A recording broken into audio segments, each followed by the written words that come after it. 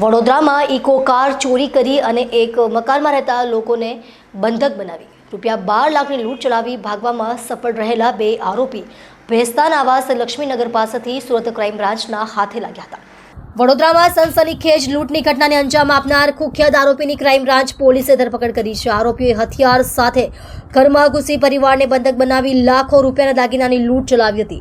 બાતમીદાર પાસેથી મળેલી માહિતીના આધારે ક્રાઇમ બ્રાન્ચ પોલીસે આરોપી આઝાદસિંહ ઉર્ફે ધનરાજસિંહ મધુસિંહ સિકલીગર અને અજયસિંહ ઉર્ફે મામુપુરાસિંહ સિકલીગરની ભેસ્તાન આવાસ લક્ષ્મીનગર સોસાયટી નજીકથી ધરપકડ કરી હતી।